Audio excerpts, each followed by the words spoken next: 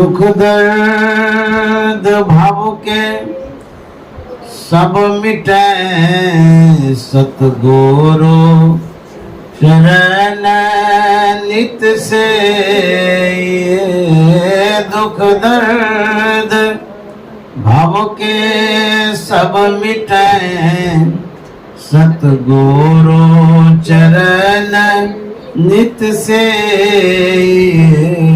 गुरु भक्ति बिन कछु ना बने नेहि सकल संतन कही। गुरु भक्ति बिन कछु ना बने।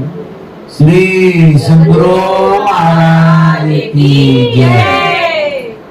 परमाराध्य सद्गुरु महाराज गुरुदेव महर्षि संत सेवी परमहंस जी महाराज कोलकाता शहर के प्रबुद्ध सत्संग प्रेमी महान भाव माता एवं बहनों, आज हम लोग आदरणीय मधुसूदन दारुका बाबूरंग गुरु भक्ति बीना दारुका जी के आवास पर हम लोग सत्संग कर रहे हैं।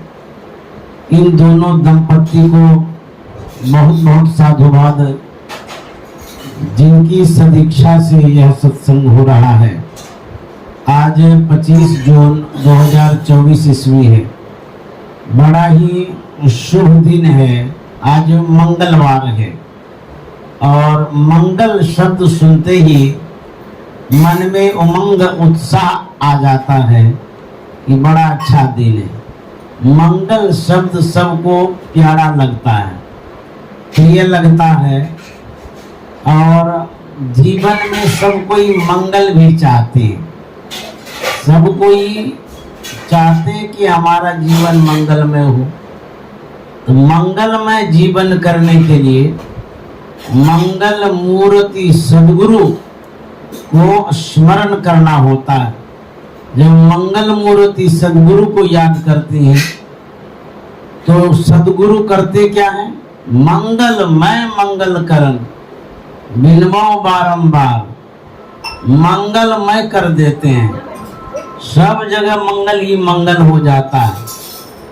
इसलिए आज हम लोग गुरु महाराज को याद कर रहे हैं और आज सत्संग कर रहे हैं। हम लोगों का सौभाग्य है तो सत्संग में सम्मिलित हो पाए हैं। यह समय संसार जीवन कैसा है? क्षणभंगुर है।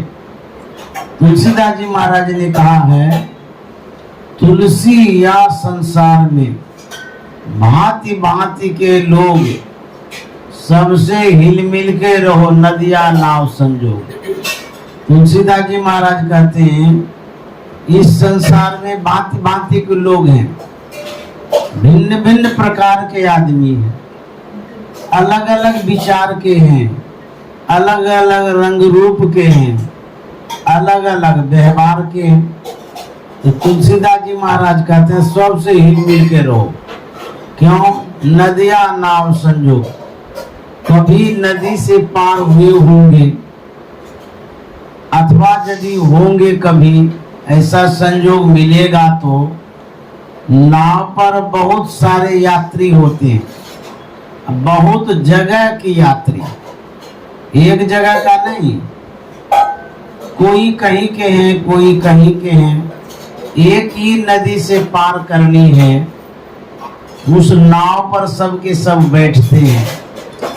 जितनी देर के लिए बैठते हैं उतनी ही देर में कोई दोस्ती भी बना लेते, हिल मिल जाते हैं, बातचीत में स्नेह हो जाता है, प्रेम हो जाता है, लगाव हो जाता है, परिचय हो जाता है। नाव पर जितनी देर बैठते हैं उतनी देर में हिल मिल जाती है। उसके बाद जब नाव से उतर जाते हैं, सब के सब अपने गंतव्य की ओर जाते हैं। कोई कहीं जाते हैं, कोई कहीं जाते हैं। अच्छा, यदि कोई सोचे कि फिर से उसी नाव पर, उसी नदी से पार करने में जितने यात्री थे नाव पर वो पुनः आवे, ये संभव नहीं है, असंभव है। क्यों? हो सकता है कोई मर गए होंगे, किसी को जरूरत ही नहीं पड़े उस नदी से पार होने का, ऐसा भी होता है। एक बार जो आ गया दोबारा सबके सब आएंगे, संभव नहीं है। तो तुलसीदास जी महाराज कहते हैं इस संसार में जो हम लोग आए हैं एक बार ना आए हैं, पहले कहाँ थे पता था नहीं, अभी तो एक बार आए हैं। तो कहता है इस बार जो हम लोग आए हैं ये भव सागर है ना, ये नदी है, इसी नदी में नाव पर हम लोग हैं।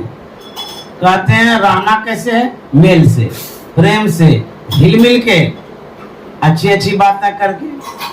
कहते हैं सबसे हिल मिल के रहो। क्यों? ये फिर समागम, यह एकत्रीकरण सबका होगा कि नहीं होगा संशय। सब आदमी इसी तरह से हम लोग एक साथ रह सकेंगे यह संभव है, क्योंकि एक बार जब बिछुड़ जाता है फिर दोबारा व्यक्ति नहीं आता है। यह एक प्रभु की असीम अनुकंपा हुई है जो हम लोग एकत्रित हो पाए। फिर बिछुड़ जाएंगे, कोई छूट जाएंगे, कोई चले जाएंगे, फिर एक साथ मिलेंगे संभव नहीं है। कहता है मेल प्रेम से रहो। तुलसीदास जी महाराज कहते हैं यदि आप सुख चाहते हैं संसार में, कैसे मिलेगा? तुलसी मीठे वचन सो सुख उपजत चहुओर, एक और नहीं सब ओर। तुलसी मीठे वचन सो सुख उपजत चहुओर, वशीकरण यह मंत्र है तज दे वचन कठोर। यह जो मीठे वचन है यह कहते हैं वशीकरण है, दूसरे को वश में करने का मंत्र है। अब मीठे वचन से सुख उपजत चहुओर। यदि आप ट्रेन से यात्रा कर रहे हैं, बहुत सारे यात्री होते हैं, अनजान सब होते हैं, उनके साथ यदि आप अच्छा व्यवहार करते हैं, अच्छी तरह से बातचीत करते हैं, वही ट्रेन के अनभिज्ञ व्यक्ति आपके निकटवर्ती हो जाते हैं, नजदीकी वाले, लगता है कि हमारे परिवार के ही कोई सदस्य हैं। ऐसा कैसे हो गया? आपके मधुर व्यवहार के कारण। यदि मधुर व्यवहार रखेंगे, आप कहीं भी रहिए, वहीं आपको सहयोगी साथी मिल जाएगा और आपको सुख मिलने लगेगा। जहां अपना कोई मिलता है वहां सुख मिलता है। यदि आपका व्यवहार अच्छा नहीं है, कहते हैं घर परिवार में रह करके भी आपको सुख नहीं मिल सकता, क्योंकि खटपट जब होगा अशांति हो जाएगी और मन दुखी रहेगा। घर में सब साधन है लेकिन सिर्फ मधुर वार्तालाप नहीं हो रहा है, इस कारण से हम लोग दुखी हैं। तो संत महात्मा कहते हैं मिष्ट भाषी बनिए, मधुर भाषी बनिए, मुलायम से बोलिए। मधुर वचन क्या है? मधुर वचन है औषधि, कटुक वचन है तीर, श्रवण द्वार है संचरे, घाले सकल शरीर। जो मधुर वचन है कहते हैं औषधि है, इससे इलाज भी होता है।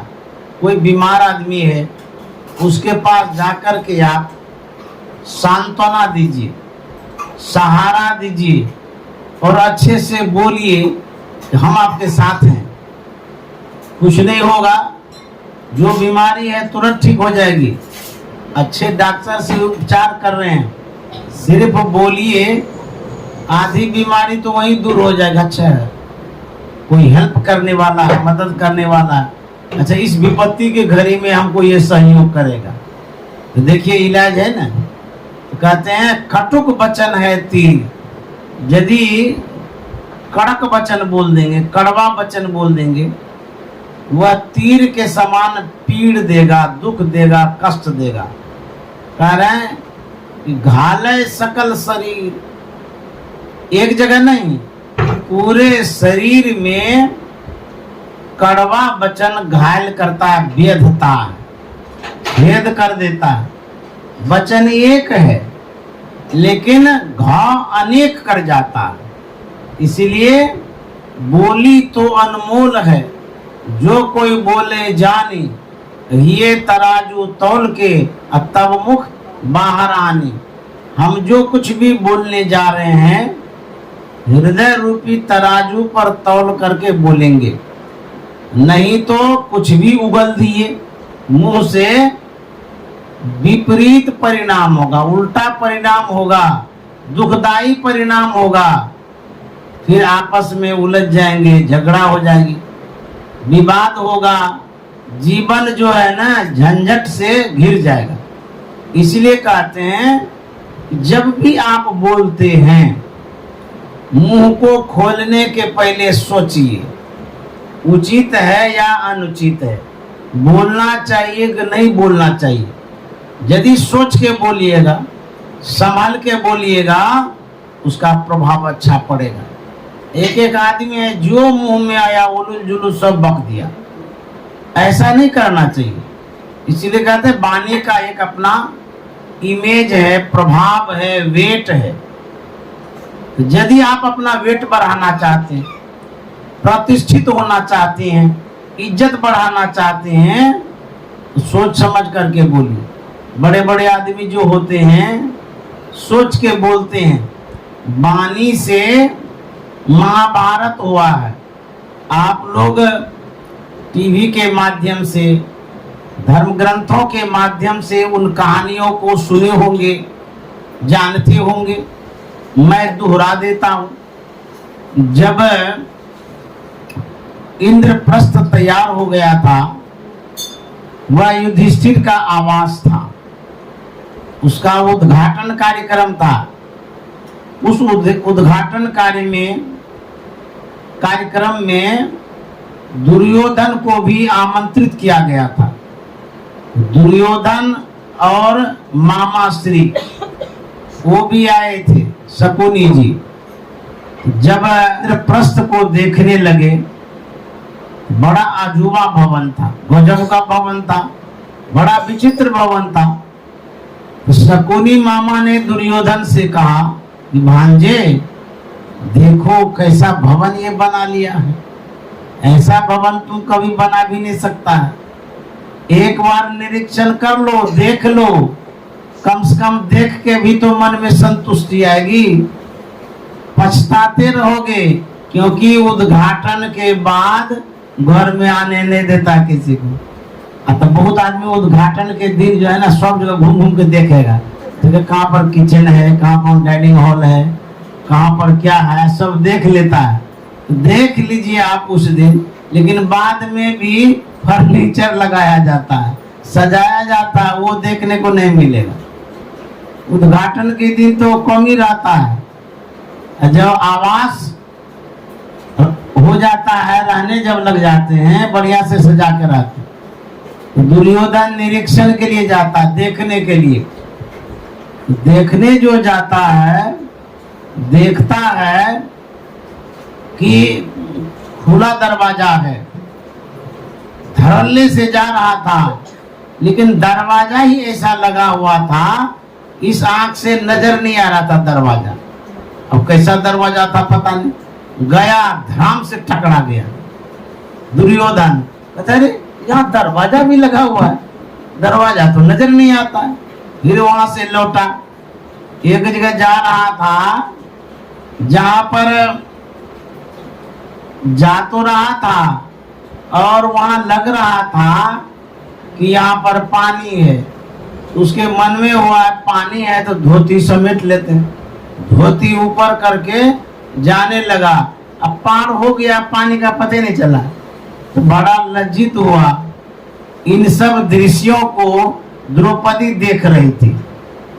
उसके बाद दूसरे जगह वो गया, वहां पर पानी जैसा नहीं लग रहा था, तो धड़ल्ले से जा रहा था, जैसे गया धड़ाम से गिर गया पानी में, वो डूब करने लगा। तो भाभी जी हंस पड़ी, द्रौपदी भाभी जी थी ना, हंस पड़ी। हंसी यहाँ तक तो ठीक ही रहा, लेकिन कोई बेइज्जत हो रहा हो, लज्जित हो रहा हो, उस अवस्था में आप उस पर व्यंग कसते हैं तो बुरा परिणाम होता है। द्रौपदी हंसते हुए कहती है, ये अंधा का बेटा अंधा है, इसको सूझता ही नहीं है, कहीं टकरा जाता है, कहीं धोती समेट लेता है, कहीं गड्ढे में गिर जाता है। अंधा का बेटा अंधा है, इतना ही तो कहा था गलत लहजे से। देखिए, देश काल पात्र देख करके व्यवहार किया जाता है। आप जो कुछ बोल रहे हैं, देश काल पात्र का हिसाब बना लीजिए, पात्र है कि नहीं, स्थान सही है कि नहीं है, और जो समय है यह समय कहने लायक है कि नहीं है। द्रौपदी सीधे कह दिया अंधा का बेटा अंधा। जानते हैं, दुर्योधन को बड़ा कड़वा लगा, बुरा लगा। भाभी होते हुए भी इतना आवेश में वो आ गया, क्या वो उद्घाटन करेगा, भाग गया वहीं से और गांठ बांध लिया इस बात को। हमको कहा अंधा का बेटा अंधा होता है, उसको हम बदला लेंगे, उसको दिखाएंगे हम। एक ही तो वचन बोला अंधा का बेटा अंधा, लेकिन कड़वा वचन बोला, व्यंग्यात्मक शब्द बोला। उसका बहुत बुरा परिणाम हुआ, द्रौपदी का चीर हरण हो गया। और जब चीर हरण हुआ तो द्रौपदी चिल्ला रही थी, अपने चीर को बचा रही थी, वस्त्र को पकड़ रही थी। तो दुर्योधन क्या कहता है, ए द्रौपदी, तू चीर काहे के लिए पकड़ती है, ये तो अंधों की सभा है, कौन तुम्हारी इज्जत को देखेगा। तब होश में आया, अरे ये तो उस समय का बदला ले रहा है, हम जो बोल दिए थे अंधों का बेटा अंधा होता है। देखिए, बैर जो है, दुश्मनी कभी हुई है, अब बदला कभी लिया जा रहा है, आपको पता नहीं चल रहा है। वही एक शब्द का बदला लिया चीर हरण से। दुर्योधन ने कहा, तू चिल्लाती का है, ये तो अंधों की सभा है, कौन देखेगा तुमको, सब अंधा ही है। तब द्रौपदी को होश आया था, अरे अभी ये बदला ले रहा उस बात का। इसीलिए जो आप बीज बोते हैं कड़वा वचन बोल करके, वह बीज अंकुर होगा, फूलेगा, फलेगा, उसके बाद उसमें ढेर फसल होगा। इसीलिए बोलना चाहिए सोच समझ करके। बोया हुआ बीज फल कब देगा आपको भी पता नहीं।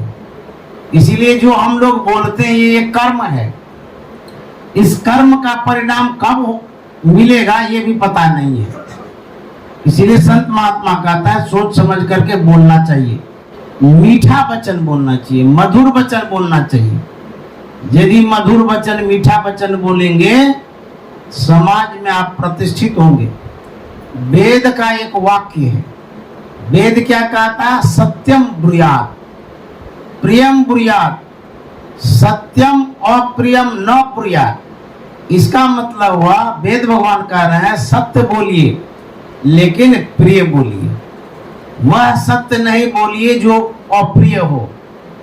कहते हैं हम तो सही बोल रहे हैं, सही तो बोल रहे हैं।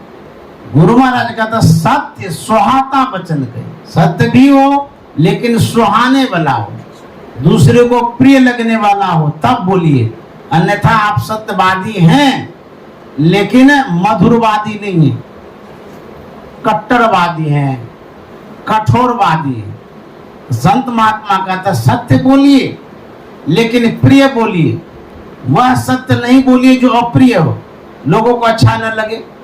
संत सेवी जी महाराज कहते हैं वचन हो सत्य प्रिय मधुरम, वह जीवन स्वावलंबी हो। वचन कैसा हो, सत्य और प्रिय भी हो। जब लक्ष्मण और गुह निषाद भगवान श्री राम के सुरक्षा में थे, भगवान श्री राम जंगल गए थे 14 वर्ष के लिए, उसी क्रम में पर्णकुटी में भगवान श्री राम माता सीता सोई है। लक्ष्मण निषाद पहरा दे रहा है। दो व्यक्ति जहां होता है बातचीत होती ही है, कुछ न कुछ बात होगी। गुह निषाद ने देखा प्रभु श्री राम की स्थिति को कि कहा तो राजकुमार, बड़े घराने के लोग, भगवान कोटि के आदमी, वे भी आज दुख भोग रहे हैं, कष्ट भोग रहे हैं। और इस दुख का, कष्ट का भागी है कि कोई जो इनकी विमाता है, उन्होंने ने ऐसा किया है। तो गुह निषाद कहता है कि कई को ऐसा नहीं करना चाहिए। भगवान से क्या दुश्मनी थी, उनको जंगल भेज दी, अपने बेटे के लिए राज मांग लिया। कई ने बड़ा बुरा किया, अच्छा नहीं किया। यह सुनकर के लक्ष्मण क्या कहता है? लक्ष्मण कहता है, निषाद जी, काउन को सुख दुख कर दाता, निजकृत कर्म भोग सुनो भ्राता। कहते हैं कोई किसी को सुख दुख देने वाला नहीं है, अपने ही कर्मों के कारण सबको सुख दुख मिलता है। तो लक्ष्मण बोला कैसे है? मैं इसी बात पर फोकस कर रहा हूं, इसी बात को मैं सामने रखने जा रहा हूं कि लक्ष्मण बोला कैसे है। उसी जगह रामायण में है, बोले लखन मधुर मृदुबानी, ज्ञान विराग भगत रस सानी।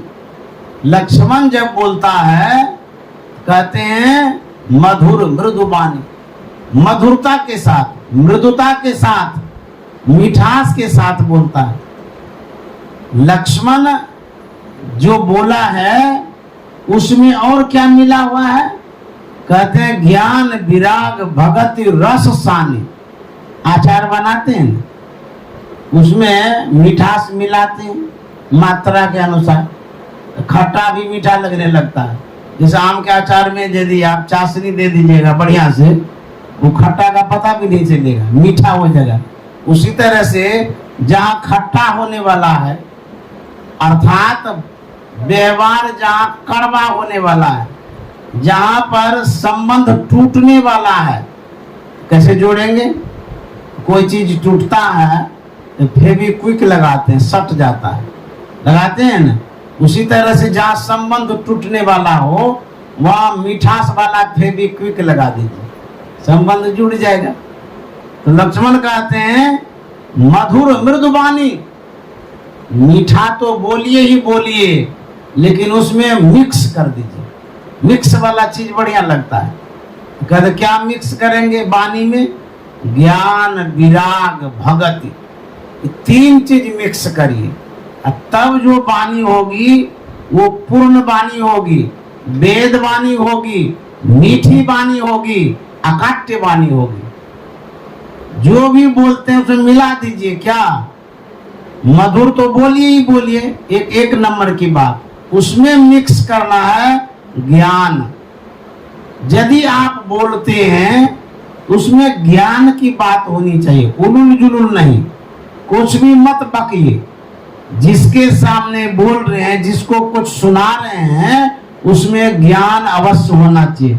लोगों को लगे कि नहीं नहीं ये ज्ञान की बात है, काम की बात है, ये जरूरी बात है। एक नंबर मिलाइए ज्ञान, और बात में क्या मिलाइए? वैराग्य। जब भी बोलिए अनासक्त वाला बात, संसार में लगे रहे, लिपटे रहे, मोहित हो जाए, ऐसा बात मत बोलिए। वैराग्य भी रखिए बात में, ज्ञान वैराग्य और भगति रसानी, उस बात में सेवा भावना भी हो, भक्ति की भी बात हो, तब बातें पूर्ण होती है, अन्यथा बातें अधूरी रह जाती है। बोलते सब हैं लेकिन मिक्स नहीं करते, मिलाते नहीं है। लक्ष्मण बोला है ज्ञान विराग और भक्ति के साथ बोला है, इस वाणी का प्रभाव पड़ता है। अन्यथा यदि कड़वी बात बोलते रहेंगे तो दूसरे को आप पीड़ा पहुंचाएंगे, दुख पहुंचाएंगे, आपको भी दुख होगा। क्यों? उसका उल्टा परिणाम होता है। बोवे पैर बबूल के तो आम कहाते हो, आप बो रहे हैं बबुल वाला बीज, तो खोजिएगा आम मिलेगा। इसीलिए जो आप बोलते हैं वो बोल रहे हैं, तो बोलना चाहिए मधुर। यदि बोलने नहीं आता है तो चुप रहिए, बोलना ही नहीं है।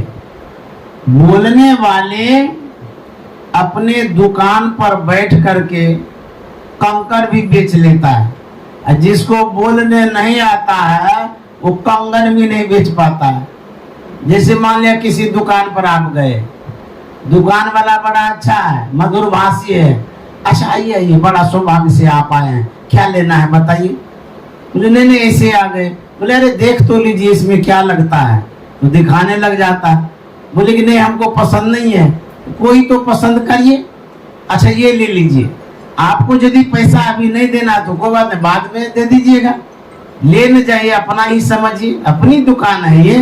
इतना मीठा मीठा बोलता है, नहीं भी लेने का माने वो कपड़ा ले लेता है, बेच लिया ना वो। देखिए कला है ये बोलने की।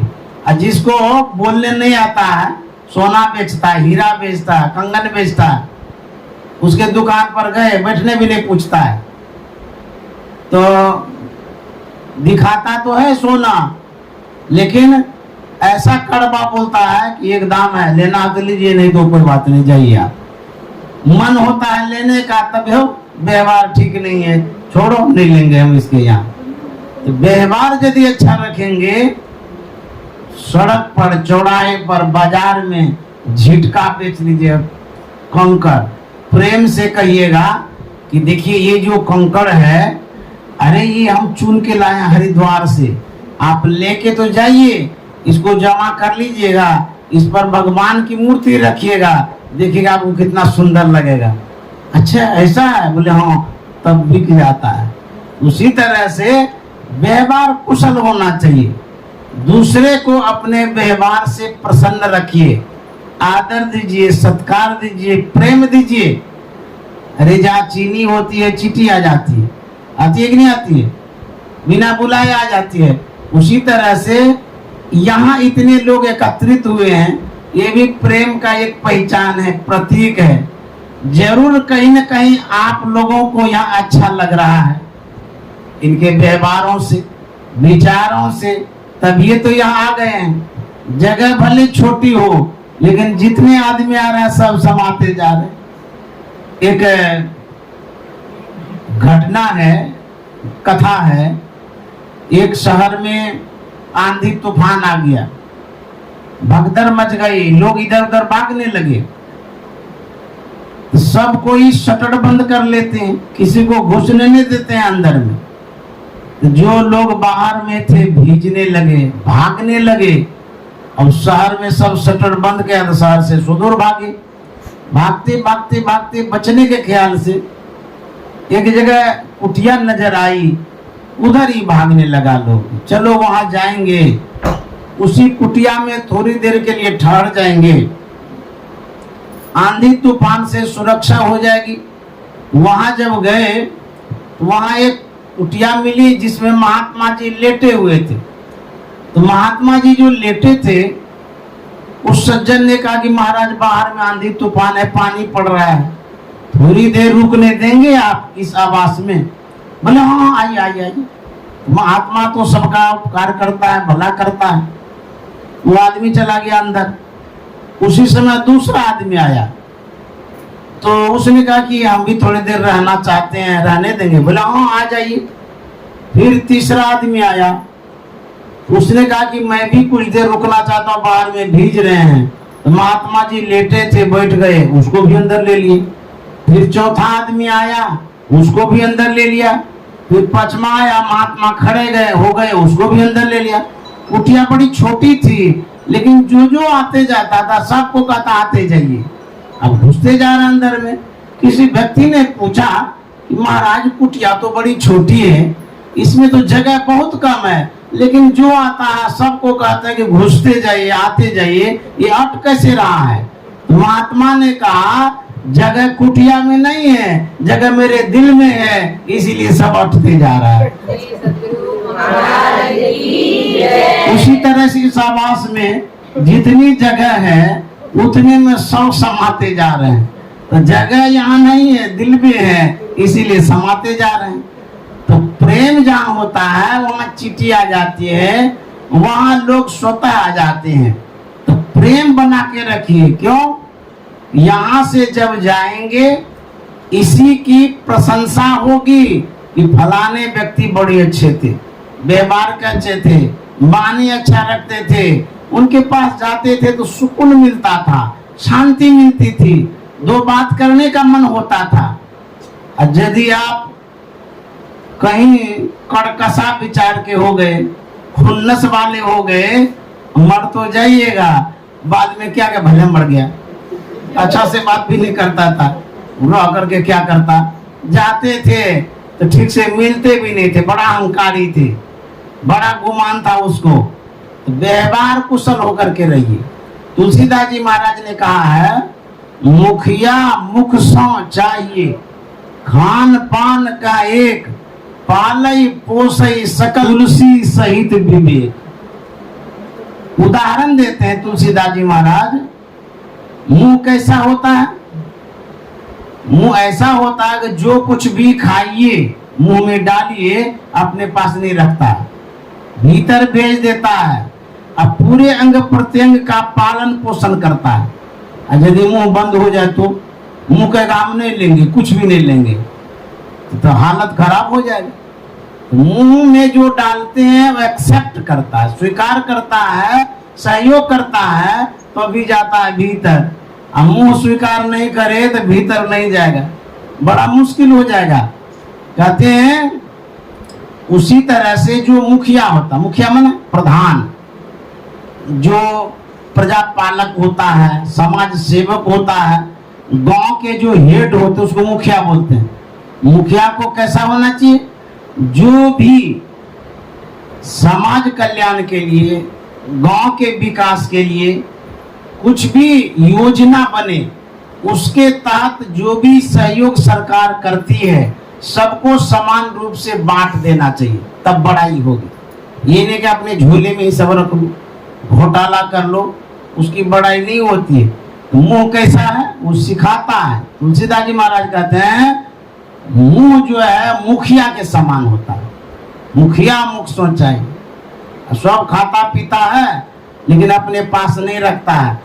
उसी तरह से समता रखनी चाहिए, विषमता रखेंगे तो विष हो जाएगा, वैमनस्यता हो जाएगी, विवाद हो जाएगा, घर में, परिवार में, समाज में, समूह में, सोसाइटी में। जब समता रखिएगा तब आपका सम्मान बढ़ जाएगा। ये नहीं कि अपने खाने में लगे रहिए, मुंह के तरह खाइए नहीं, भीतर कर दीजिए, तब जाकर के बड़ाई होगी। इस तरह से यदि व्यवहार करते हैं तो आपको सम्मान मिलता है। एक संत वाणी है कि बातों हाथी पाइए, बातों हाथी पांव। एक कहानी है इसमें। एक राजा था, रात में वह स्वप्न देखता है, देखता है कि सब दांत झड़ गया, सब टूट गया। जब सवेरे वह उठता है, अपने परिजन से, परिवार से कहता है ये कौन सा सपना देख लिए रात में, हम देखे हैं कि सब दांत झड़ गया है, पता नहीं इसका क्या फलाफल होगा।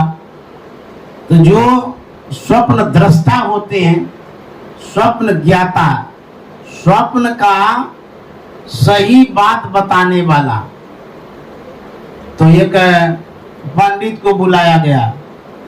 उनसे कहा गया कि पंडित जी रात में हम स्वप्न देखे हैं कि सब दांत झड़ गया है, इसका क्या फल होगा। पंडित जी ने कहा कि आपके रहते सब मर जाएगा।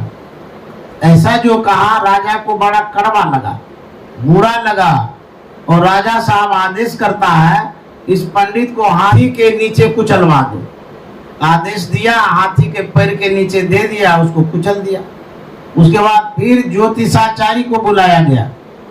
ज्योतिषाचार्य से कहते हैं राजा साहब कि ऐसे ऐसे हम रात में स्वप्न देखे कि हमारा सब दांत झड़ गया है, इसका क्या फलाफल होता। अब देखिए, बोलने के विषय में हम बता रहे हैं, बोली का क्या प्रभाव पड़ता है। ज्योतिषाचार्य ने कहा आप दीर्घायु हैं, लंबी आयु वाले हैं, सौभाग्यशाली हैं, आपकी बहुत लंबी आयु होगी। बड़ा खुश हो गया। इस स्वप्न का यही फल होता है कि आप लंबी आयु वाले हैं। उसको हाथी इनाम में दे दिया। बात तो ये की है, अरे राजा के रहते सब मर जाएंगे, ऐसा ही कहा गया। ज्योतिषाचार्य ने कहा आप लंबी आयु वाले हैं, लेकिन बोलने में अंतर हो गया, इसीलिए उसको इनाम दे दिया हाथी का, और पंडित जी को हाथी के नीचे कुचलवा दिया।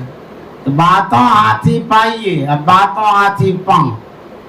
आपको बात से इनाम मिल जाता है, और यदि कड़वी बात, उदंड वाली बात, उखड़ बात बोल दिए, उसी बात में आपको लात लग जाता है, मार लग जाती है, तमाचा लग जाता है कि कैसे बोलता है।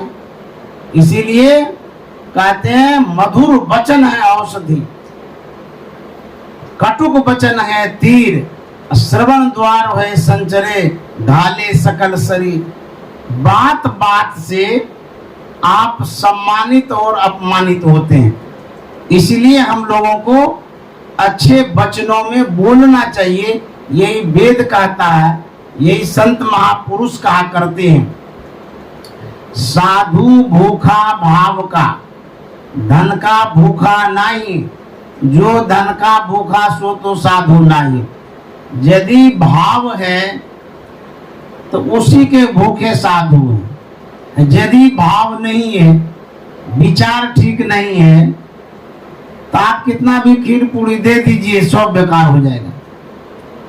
एक आख्यान है, कहानी है महाभारत की, बड़ी अच्छी कहानी है। हमारे गुरुदेव महर्षि संत सेवी जी महाराज कहा करते थे, भगवान श्री कृष्ण ने युधिष्ठिर से कहा कि तुम महाभारत की लड़ाई जीत गए हो, तुम्हारा सब राज्य हो गया है, खुशी में तुमको यज्ञ करना चाहिए। पहले के लोग ऐसा करते थे, जैसे घर बनाए तो पूजा करते थे, या किसी तरह की सफलता मिलती थी तब पूजा करते थे। तो युधिष्ठिर जी महाराज से कहा गया कि तुम भी एक यज्ञ करो, क्योंकि विजय प्राप्त किए हुए हो। युधिष्ठिर जी महाराज ने कहा मैं यज्ञ कहाँ से करूंगा, क्योंकि महाभारत की लड़ाई में सारी संपत्ति लग गई, समाप्त हो गई, मेरे पास यज्ञ करने के लिए पूंजी पैसा नहीं है। तब युधिष्ठिर जी महाराज को व्यासदेव जी महाराज ने बताया था कि फलाने पहाड़ के नीचे किसी राजा का धन गड़ा हुआ है, वहां से ले आओ। वही हुआ, वहां से धन लाया गया, यज्ञ प्रारंभ किया।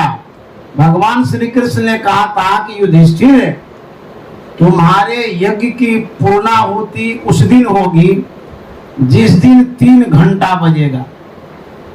यदि 3 घंटा नहीं बजा है तो समझ लेना कि यज्ञ अभी अधूरे है। यज्ञ प्रारंभ हो गया, पंडित पुजारी महात्मा याचक आते गए, भोजन करते गए और दान दक्षिणा लेकर के जाते रहे। 1 दिन हो गया, 2 दिन हो गया, 3 दिन हो गया, कई दिन हो गया, घंटा तो बजता ही नहीं है।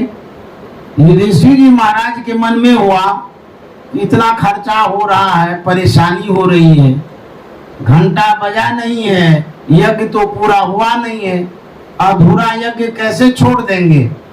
तो गए भगवान श्री कृष्ण के पास। भगवान श्री कृष्ण से कहा युधिष्ठिर ने कि भगवान अभी तक तो घंटा बजा ही नहीं है, यज्ञ तो बहुत दिन हो गया, अब कितना दिन तक चलेगा। तो भगवान श्री कृष्ण ने कहा था कि युधिष्ठिर, तुम्हारे यज्ञ में भगत का भोजन नहीं हुआ। बड़ा विचित्र बात है, इतने साधु महात्मा आए गए खाए, अब भगत का भोजन नहीं हुआ। वो कौन सा भगत है जिसका भोजन नहीं हुआ है? बोले कि वो अद्भुत भगत है, और उस भगत का भोजन हो जाएगा तो घंटा बज जाएगा। तो बोले वो कहाँ भगत रह गए जो कि अभी तक आए नहीं? बोले ऐसे वो आने वाले नहीं, आमंत्रित करके आदर के साथ उसको बुलाएंगे तब वो आएंगे। बोले वो कहाँ भगत हैं, कौन भगत हैं, सो बताइए। भगवान श्री कृष्ण ने कहा था वह स्वपच भगत है।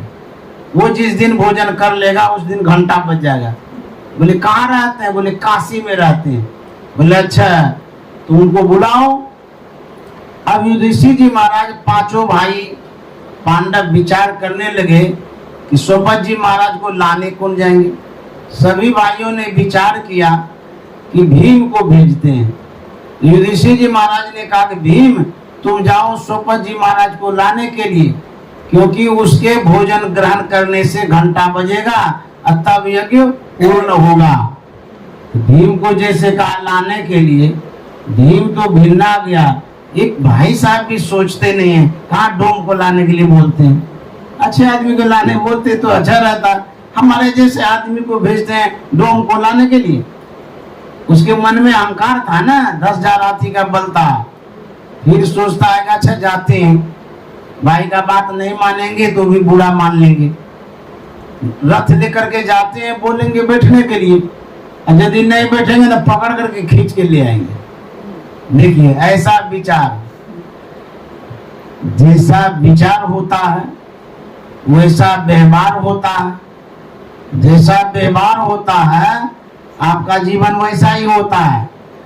आपके भीतर में जो फैक्ट्री है, मन में जो बातें चल रही है, उसी मन में जो उत्पन्न होता है मानसिक फैक्ट्री में, जैसा उत्पन्न होता है प्रोडक्ट वैसा निकलता है, और उसी के अनुरूप सुख दुख होता है। कहीं कपड़ा बनता है, कहीं चप्पल बनता है, कहीं कलम बनता है, कहीं कॉपी बनता है। आपके मन में जो खिचड़ी पक रही है वही खिचड़ी खाना होगा। क्यों? भगवान बुद्ध ने कहा है व्यक्ति के मन में जो जो होता है, मन में जो जो विचार करते हैं वैसा व्यक्ति बनता है। आपका वर्तमान हालत आपके विचारों का परिणाम है। आप जिस स्थिति में अभी हैं ये आपके विचारों का ही परिणाम है। जैसे आप अभी यहाँ सबके सब आए हैं, आपके मन में हुआ यहाँ आने का तब ना आए हैं। तो मन में जो उत्पन्न होता है वैसा ही आपका कदम बढ़ता है, वैसा ही आप बनते हैं और वैसे ही दिखते भी हैं समाज में। इसीलिए पहले मन को ठीक करिए। भीतर में जहां से उत्पन्न होता है, जहां पर सांचा बना हुआ है, सामान बनने का सांचा बनता है ना, मन में जो सांचा बना हुआ है उसको ठीक कर लीजिए और तब आप ठीक होंगे। ये भीम जो था इसके अंदर में तो सांचे खराब हो गए। पहले ही सोच लिया डोम है ना वो, उसके बाद बोला कि खींच के पकड़ के ले आएंगे। यहाँ तो पहले ही मन में गड़बड़ी घुस गई। और जैसा सोच के कदम बढ़ाएंगे परिणाम वैसा मिलेगा, वैसा फल मिलेगा। इसलिए पहले से ही सोच अच्छी रखिए, विचार अच्छी रखिए। यदि निगेटिव भी है उसको पॉजिटिव में सोच लीजिए, देखिए परिणाम अच्छा होगा। तो भीम तो पहले ही निगेटिव में चले गए। अब देखिए होता क्या है, यहाँ से रथ लेकर के काशी गया, स्वपच जी महाराज के प्रांगण में प्रवेश करता है।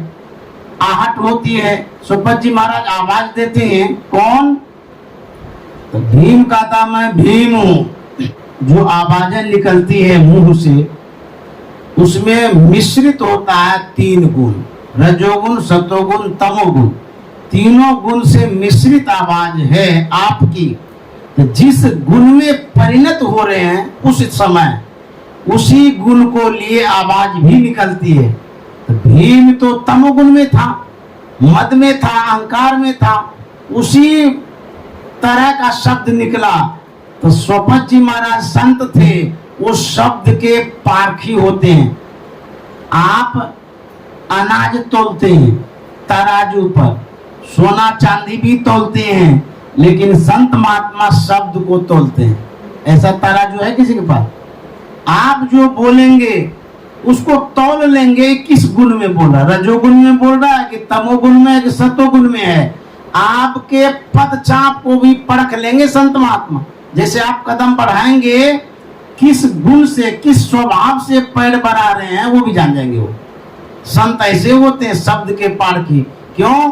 वो शब्द पर शोध किए हुए रहते हैं, शब्द के पारखी होते हैं, शब्द को पहचानने वाले होते हैं। आपके इशारे को पहचान लेंगे, आपके मन के गति को पहचान लेंगे, आपके मुंह के आवाज को पहचान लेंगे। ऐसे संत होते हैं। आपको कहना भी नहीं पड़ेगा, पहले वो जान जाएंगे ये किस वृत्ति में, किस विचार में है। हमारे गुरु महाराज ने कहा था ऐसे ऐसे विचार के लोग हमारे पास आते हैं, यदि उनके मन की बात उनके मुंह पर कह दूं फिर मुंह दिखाने नहीं आएंगे। तो हमारे गुरु महाराज मन को भी पढ़ते थे। तो संत महात्मा आपके सभी विचारों को, व्यवहारों को, आवाजों को पहचानते हैं। सोपा जी महाराज जान गए जो भीम है, ये भीम शब्द जैसे ही बोला इस शब्द में मद है, अहंकार है। तो बोले कि इधर आओ। गए, बोले कहाँ आए हो? बोले कि हम आपको लेने के लिए आए हैं। बोले सुनो, अभी हम पूजा कर रहे हैं, आप पूजा करेंगे तब तुमसे बात करेंगे। ऐसा करो, मेरी जो सिमरनी टंगी हुई है, माला जिसे जप करते हैं, वो दीवार में टंगी हुई है, उसको लेकर के आओ और उसके बाद पूजा पूरा करेंगे तब तुमसे बात करेंगे। भीम के मन में होता है डोम की सिमरनी है, कैसे छुएंगे, बाप रे बाप, और छुआ जाएगा हमारा हाथ। फिर सोचता कि नहीं, चले जाते हैं, इनकी बात मानेंगे तब ये भी हमारी बात मानेंगे। अच्छा, एक उंगली थोड़ा सा लगा लेंगे, फिर दे देंगे, धो लेंगे, साफ कर लेंगे उंगली को। यहाँ से गया माला लेने के लिए, वो जो सिमरने वाला माला होता है ना, ऐसे ऐसे जो करते रहते हैं, वही माला था, दीवार में टंगी हुई थी। उस माला को मन में होता कि छुआ चला जाएगा तो धीरे धीरे से सटाता हूँ।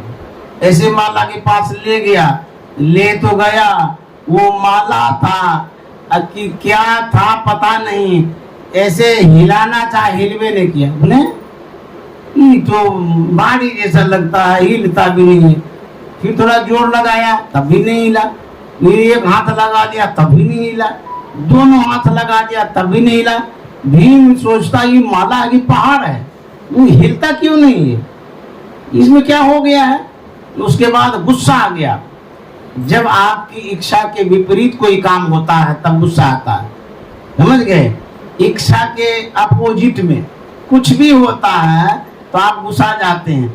और जब गुस्सा होता है, उसमें गुस्सा जब होता है वो खाता क्या है, आप दाल रोटी भात सत्तू खाते हैं, गाय सब घास खाती है, भूसा खाती है। गुस्सा क्या खाता है, बोध को, बुद्धि को, ज्ञान को, आपके अंदर में जो इंपॉर्टेंट तत्व है उसी को खा जाता है गुस्सा। तो भीम को गुस्सा आ गया तो बुद्धि मारी चली गई, उस गुस्से में बुद्धि जल गई, समझ लीजिए। वो कहता है माला है कि पहाड़ है, और ये तो आती ही नहीं हाथ में। गुस्सा जब आया, बुद्धि जब मारी गई, उस माला को उठाने में 10,000 हाथी का बल लगा दिया। गुस्सा में उखाड़िए लेंगे हम। अब जैसे ही 10,000 हाथी का बल लगाया, वो माला कहाँ से टसमस होगा, वो तो परीक्षा हो रही, पसीना पसीना हो गया, हिलवो नहीं किया, लाना तो दूर रहा। सोपत जी महाराज आवाज लगाते हैं, अरे भीम माला लाओ जल्दी, क्योंकि पूजा करना है तो आपसे बात भी करेंगे। मुंह लटका हुए आया, बोलता आप अपने से ले लीजिए। बुझिए, वह भीम जो है परेशान हो गया, बोला कि बाप रे बाप ये क्या हो गया। उसके बाद पूजा पूरा हो गया। सोपत जी महाराज कहते कहाँ आए हो, सो बताओ। बोले कि हमारे भाई साहब यज्ञ किए हैं, उस यज्ञ में आप जाएंगे, भोजन ग्रहण करेंगे, घंटा बजेगा तो हमारा यज्ञ पूरा होगा। तो भाई साहब भेजे हैं ले आने के लिए, तो आप चलिए। किस वाणी से क्या होता है वही बताने जा रहे। तो सोपत जी महाराज का तो तुम्हारा भाई तो राजा है। हाँ, राजा विजय प्राप्त करके राजा बने हैं, महाभारत जीते हैं, उसी में तो यज्ञ कर रहे हैं। तो सोपत जी महाराज कहते हैं राजा के यहाँ 12 तरह का अन्न आता है, वो दूषित अन्न खा करके हम मन नहीं खराब करेंगे, हम नहीं जाएंगे वहां पर। भीम मने मन सोचता है कहाँ तो डोम है, जूठा उठा खाते रहता है, और कहते हैं राजा का 12 तरह का अन्न होता है, ले जाएगा, नहीं है।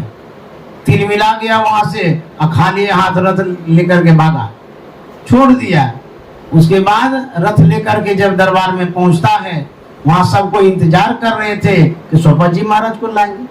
वहां देखते हैं कि रथ खाली है। भगवान श्री कृष्ण से पूछते हैं, युधिष्ठिर ये क्या हुआ? भीम को पूछो क्या हुआ, लाए नहीं सोपत जी महाराज को। युधिष्ठिर जी महाराज ने पूछा कि क्या हुआ जी, लाए नहीं? तो भीम क्या कहता है, आप भी सोच समझ करके भेजते ही नहीं है। और वो तो कह दिया कि राजा का अन्न दूषित होता है, दूषित अन्न खाने के लिए नहीं आएंगे, वो वे नहीं किए। अपनी गलतियों को सब छिपाता है, कमजोरी को ढांकता है इज्जत बचाने के लिए। भीम ने ये नहीं कहा कि माला उठाने के लिए कहा था, हम उठा ही नहीं पाए, ये नहीं बताया। कह दिया कि वो बोला कि 12 तरह का अन्न होता, हम खाने नहीं जाएंगे। तो भगवान कृष्ण तो जान गए, बोले कि युधिष्ठिर तुम साधारण समझते हो संत को, इसको तो अपने अहंकार है, इसको काहे भेज दिया? इसी से संत आएंगे। अरे उनको लाने के लिए विनम्रता होनी चाहिए, ऐसे नहीं आएंगे वो संत, तुमको स्वयं जाना पड़ेगा। तब युधिष्ठिर जी महाराज तैयार होते हैं। भड़ में द्रौपदी से कहते हैं कि ऐसे ऐसे संत आएंगे सोपत जी महाराज, उसके लिए 56 प्रकार का व्यंजन बनाओ, शुद्धता पूर्वक, पवित्रता पूर्वक, और वो खाएंगे तो घंटा बजेगा। दरबार में सभी दरबारियों को, नौकर चाकर को, सबको बोल दिया कि सब कोई स्थान को पवित्र करो। संत महात्मा जब आते हैं तो घर को शुद्ध रखना चाहिए, पवित्र रखना चाहिए, साफ सुथरा करना चाहिए, क्योंकि संत जो होते हैं उनके साथ देवी देवता भी आता है, उसके चरणों में तीर्थ रहता है। जादिन संत पाहुने आवत, तीर्थ कोटि नान करे फल, दर्शन ते ही पावत। सब तीर्थों का फल मिलता है, इसीलिए शुद्धता होनी चाहिए, बाहरी शुद्धता भी, भीतरी शुद्धता भी, मन की शुद्धता भी, वचन की शुद्धता भी, भावना भक्ति की भी शुद्धता, तब जा करके संत से लाभ ले सकते हैं। अब कहीं अशुद्धि रह गई, खोटका रह गया, जैसे छठ पर्व में जब भोजन करती है खरना के दिन माताएं लोग, कहीं कोई खांस दिया, वो गया छठ पर्व, दूषित हो गया। उसी तरह से संत जब आते हैं, आपके मन में विचारों में कहीं खटका नहीं होना चाहिए, नहीं तो तीर्थ का फल नहीं मिलेगा। युधिष्ठिर जी महाराज सबको सूचित कर दिए, रथ लेकर के चले। देखिए बोलने से क्या होता है वही मैं बताने जा रहा हूँ। यहाँ से युधिष्ठिर जी महाराज पहुंचे काशी। काशी में सोपत जी महाराज के प्रांगण में जैसे प्रवेश किए, आहट हुई, सोपत जी महाराज कहते हैं कौन? अब युधिष्ठिर जी महाराज बोल रहे हैं। युधिष्ठिर जी महाराज ने कहा आपका दास। देखिए शब्द में ऐसा गुण होता है, जैसे आप यहाँ पर बीन बजाइएगा ना, सांप बस में हो जाएगा। क्यों? वो शब्द ही ऐसा। मुलायम मुलायम बोलिएगा ना, सब लोग मुलायम हो जाएगा। कड़वा बोलिएगा ना, सब कोई नीम हो जाएगा। इसीलिए आप ही से सब कुछ होगा। आप जैसा चाहते हैं वैसा ही आप प्रस्तुत होइए, वैसा ही बांटिए, वैसा ही दीजिए। अब युधिष्ठिर जी महाराज बोलते हैं आपका दास, जैसे बोला दास वो बन गया अपना खास। अब सोपत जी महाराज तो पहचान गए ये कोई और है, कोई खास व्यक्ति है। तो बोले कि कहाँ आए हो? युधिष्ठिर जी महाराज ने कहा कि एक यज्ञ किए हैं, उस यज्ञ में सबका तो भोजन हो रहा है, भगत का भोजन नहीं हुआ है। आप भोजन करेंगे तो घंटा बजेगा तो हमारा यज्ञ पूर्ण होगा। उसी ख्याल से मैं आपके पास आया हूँ और आपसे ये प्रार्थना है, विनती है कि आप पधारें। तो फिर सोपत जी महाराज क्या कहते हैं? तू तो राजा है न जी? बोले हाँ हम तो राजा हैं। तुम्हारे यहाँ तो हर तरह का अन्न आता है, कोई अच्छा बुरा भी आता है, वैसे दूषित अन्न को हम खाएंगे हमारा मन तो खराब हो जाएगा, इसीलिए हम जाना नहीं चाहते हैं। अब वाणी का प्रभाव बता रहे हैं। अब युधिष्ठिर जी महाराज कहते हैं कि महाराज आप ठीक ही कहते हैं, राजा का 12 तरह का अन्न होता है, दूषित होता है, लेकिन आपके जैसे भगत, आपके जैसे महापुरुष यदि उस अन्न को ग्रहण करेंगे तो वो प्रसाद बन जाएगा, वो सब कोई खाएंगे, सबका मन शुद्ध हो जाएगा। चलो चलो चलो चलो। अब तुरंत रथ पर चढ़ गए। उसके बाद आ गए यहाँ पर राज दरबार में। यहाँ तो सब तैयारी थी, भोजनालय ले गया गया, वहां पर बैठाया गया बड़ा सम्मान के साथ, बड़ी शुद्धता के साथ। द्रौपदी 56 प्रकार का व्यंजन परोसती है और सब के सब देख रहे थे कि इनके भोजन करने से घंटा बजेगा, ये कौन महापुरुष है। सब घेर लिए थे, थाली परोस दी गई। उसके बाद स्वपत जी महाराज देखने लगे थाली को, 56 प्रकार का व्यंजन, 56 कटोरियां होगी। उसके बाद सोचते हैं कि इतना एक एक बार यदि हम खाएंगे तो घंटों भर लग जाएगा। ऐसा करते हैं, सबको एक में मिला देते हैं, सब कटोरी को उल्टाने लगे। तो कटोरी जो उल्टाने लगे, द्रौपदी तो वही थी, देख रही थी, वही तो भोजन बनाई थी। उनके मन में था कि इतना मेहनत से बनाए हैं, सबका स्वाद लेंगे तो बड़ाई भी करेंगे। जब भोजन बनाने वाले की बड़ाई करते हैं ना, बड़ा खुश होता है, इसलिए बड़ाई करनी चाहिए, समझ गए, बुराई नहीं करनी चाहिए। बुराई करेंगे तो ठीक नहीं होगा। और स्वपत जी महाराज सोचने लगे कि सब मिला करके खा लेते हैं, हम लोगों को क्या है, इसमें क्या स्वाद लेंगे। जैसे जैसे कटोरा उल्टा रहे थे, द्रौपदी का दिल धड़क रहा था, ये क्या हो रहा है। उसके बाद होते होते सब उल्टा दिए और खिचड़ी बना दी, मिला के खिचड़ी बना दिए। उसके बाद कोड़ में लिए, जैसे मुंह में दिए, टन से घंटा बज गया। तो सब खुश हो गया, जय जयकार हो गया कि घंटा बज गया, लेकिन बजना है 3 बार, तब पूर्ण होगा यज्ञ। अब देखिए क्या होता है, दूसरा कौर लेने जा रहे हैं और द्रौपदी का थर्मामीटर बढ़ गया ऊपर, हाई हो गया। अब सोचते सोचते उसकी बुद्धि काम ही नहीं कर रही थी। स्वपत जी महाराज इधर कौर उठा रहे हैं और द्रौपदी सोचने की भावना की थर्मामीटर को बढ़ा रहे हैं। होते होते जैसे अब मुंह में लेंगे, उसके पहले द्रौपदी सोचते सोचते यहाँ तक सोच दी, हम तो सोच रहे थे कि एक एक का स्वाद लेके खाएंगे, और सबको खिचड़ी बना दिए और खिचड़ी बना करके खा रहे हैं। आखिर तो डोमेन है, मुंह में तो गया ही नहीं, मुंह के बगले में रह गया। वो जो सोच लिया आखिर तो डोमे है, इसको स्वाद से क्या मतलब है, बस वही हाथ रुक गया। सब कोई कहने लगे महाराज खाइए खाइए, एक के बार तो घंटा बजा है। बोले कि नहीं नहीं, अब भोजन रहा ही नहीं संत का, अब तो भोजन डोम का हो गया। सब कोई कहने महाराज ऐसे कैसे बोलते हैं, आपको कौन डोम कह सकता है। संत महात्मा मन की बात जानते हैं, आप जो सोचते हैं कि नहीं जानते, वो जानते हैं, लेकिन प्रतिष्ठा के कारण बोलते नहीं है सब जगह। तो स्वपत जी महाराज कह दिए अब भोजन नहीं होगा, तो सब निहोरा करने लगे। तो संत महात्मा द्रवते भी हैं, पिघलते भी हैं। जब खूब अनुनय विनय करने लगे तो स्वपत जी महाराज ने कहा द्रौपदी से पूछो, द्रौपदी ने क्या कहा है। तो द्रौपदी से पूछा गया भाई आप क्या कहे। बोले कि कहे तो कुछ नहीं, लेकिन मन में सोचा गया आखिर तो डोमेन है। राम राम राम, सब गुड़ गोबर कर दिया, तो गोबरे हो गया सब, अब क्या होगा। तो बोले महाराज भोजन किया जाए, गलती हो गई, माफ कर दीजिए, मेरी भावना ऐसी बन गई। देखिए भावना को भी पकड़ते हैं संत महात्मा। आपकी आवाज को तो पकड़ेंगे सब कोई, भावना को कौन पकड़े, कोई बिरले पकड़ेंगे। तो भावना को पकड़ लिए, बोले कि अब भोजन नहीं होगा, संत का भोजन हो गया के कोर में। सब कोई अनुनय विनय करने लगे तो पिघल गए। बोले सुनो, अब जो भोजन होगा वो डोम का भोजन होगा, और एक बार जो घंटा बजा सो बजा, खा तो लूंगा लेकिन घंटा बज भी नहीं करेगा। नहीं है बजा, खा लिए, घंटा ही नहीं बजा। उसी तरह से वाणी पर कमांड रखना चाहिए, व्यवहार अच्छा रखना चाहिए। भावनाएं भी डिपेंड करती है कि आपकी भावना कैसी है, क्योंकि जब तक सही भावना नहीं होगी तो आपको भगवान का दर्शन नहीं होगा।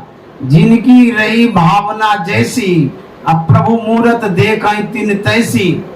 भावना को भी परिशुद्ध करिए, विचार अच्छा बना के रखिएगा, तब आपको सब अच्छा ही अच्छा नजर आएगा, सब अपना ही अपना नजर आएगा। नहीं तो रस्सी में भी सांप नजर आएगा, घर में ही भूत आ जाएगा। आपका आदमी ही है, लेकिन भावना अच्छी नहीं है, आदमी को देख करके डर जाएगा, बाप रे भूत आ गया। ले, आपका आदमी है, कहता है भूत आ गया, क्यों? भावना ठीक नहीं है। और यदि सांप भी आ जाए, जैसे मीराबाई को सांप का पेटारा भेजा गया, तो सांप भी जो माला बन गया, क्योंकि भावना उनकी भगवत प्राप्ति वाली थी, भगवान वाली थी, शुद्ध भावना थी, पवित्र भावना थी। तो जहां सांप है वहां भी माला बनेगा, जब भावना अच्छी रहेगी। यदि भावना बुरी रहेगी, जहां माला है वो आपके घर का ताला बन जाएगा, घुस नहीं देगा। इसीलिए भावना पर भी डिपेंड करता है। मीराबाई को तो भेजा गया विष का प्याला, लेकिन उनकी भावना थी परिशुद्ध, वह भी विष का प्याला अमृत का प्याला बन गया। और यदि आपके पास भावना खराब है, अमृत भेजा गया है, उस अमृत में विष घुस जाएगा, क्यों? गिरगिट गिर जाएगा। तब भावना अच्छी रहेगी, गिरगिट गिर गया है, उसको यदि खा भी गए, वो भावना के अनुसार आपका प्रसाद बन जाएगा, वैसा ही प्रभाव बना देगा। इसीलिए भावना अच्छी बना करके रखें, और विचार अच्छा रहे, वाणी अच्छा रहेगा, तो सब जगह सुख आनंद मिलेगा। आप लोगों को यही पर साधुवाद देता हूँ, धन्यवाद देता हूँ। और जो ये गुरु भक्ति ने बीना दारुका जी, इन्हें भी साधुवाद देता हूँ। और हमारे आदरणीय ये जो मधुसूदन दारुका बाबू हैं, उन्हें भी साधुवाद देता हूँ। उनके आवास पर आमंत्रित करके बुलाया गया, मैंने जो कुछ भी उचित समझा, मुझे जैसा लगा वैसा मैंने कहा। श्री सद्गुरु महाराज की जय।